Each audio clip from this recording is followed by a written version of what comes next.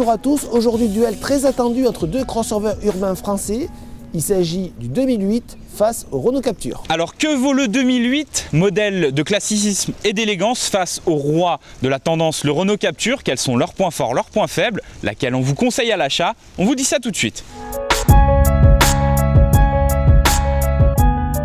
Donc Alexandre, tu peux le constater, ce Captur, c'est un petit SUV. Ouais, alors il a un look de 4x4, mais est-ce que c'est un 4x4? Non, faut le dire, ça se vend uniquement en deux roues motrices, ce que les gens attendent.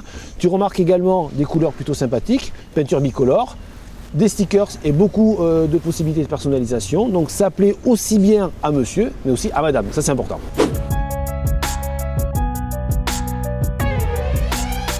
Bon alors tu vois ici, c'est pas vraiment la même philosophie. Beaucoup plus classique, beaucoup plus triste quoi. Ouais, alors en fait ce 2008 s'apparente plus à un break surélevé qu'à un véritable crossover, mais il y a une raison à cela.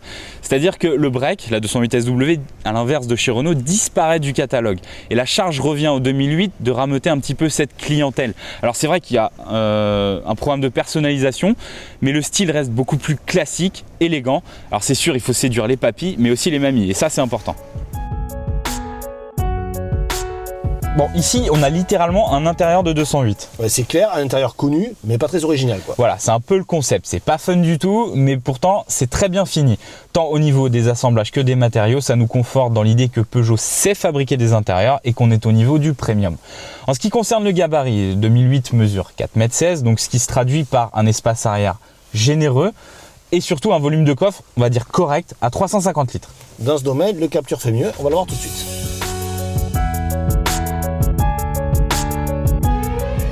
Bon Alex, à l'intérieur du Captur, tu vas pas me dire le contraire, c'est quand même beaucoup plus fun, beaucoup plus sympa que dans le 2008. C'est vrai que c'est plus recherché en matière d'esthétique, de design, mais en ce qui concerne la qualité, là on est à des années-lumière du 2008. J'ai l'impression d'être à bord, tu sais, d'une Corenne des années 90, la grande époque. Les plastiques sont hyper cheap, c'est pas ébavuré, il y a des vis apparentes.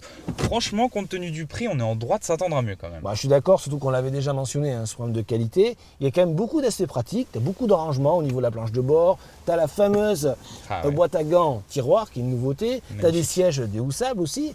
Bon, au niveau aussi des aspects pratiques, une banquette arrière coulissante, il n'y a pas sur le 2008, ça c'est clair. Tu as aussi un coffre plus généreux, 377 litres en position normale, 455 litres si tu avances la banquette, donc c'est plus grand que le 2008. Et bizarrement, on pense au premier abord que c'est le 2008 qui est un véhicule familial, ben non, c'est plutôt le Captur.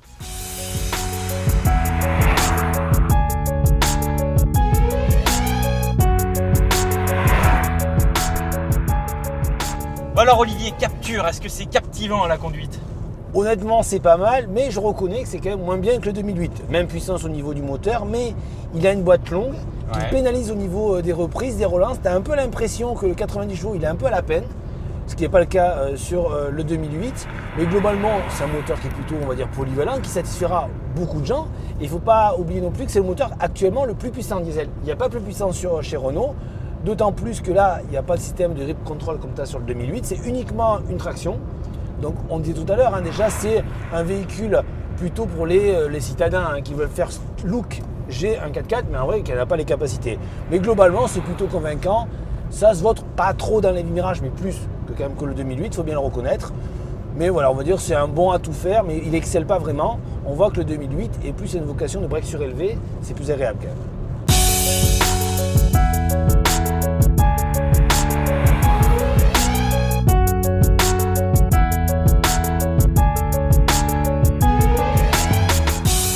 Bon Alexandre, donc à bord de cette 2008, un petit moteur AGI 90. Exactement, un 1,6 litre, 90 chevaux qui délivre un couple assez généreux, c'est suffisant pour le gabarit de la voiture.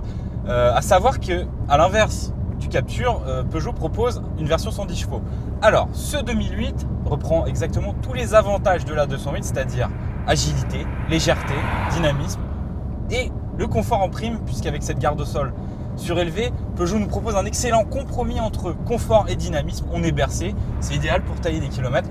Là-dessus, sincèrement, le 2008 fait figure de référence dans la catégorie. Non, c'est vrai, il est très agréable à rouler, là je le concède. En plus, il a un petit truc, il peut être un vrai 4x4.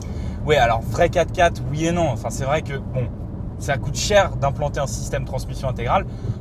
En alternative, Peugeot propose ce qu'on appelle le grip control, c'est un espèce d'ESP amélioré. Donc c'est vrai que ça te permet de sortir de quelques situations embarrassantes, mais c'est pas pour ça que ça en fait un baroudeur pour autant.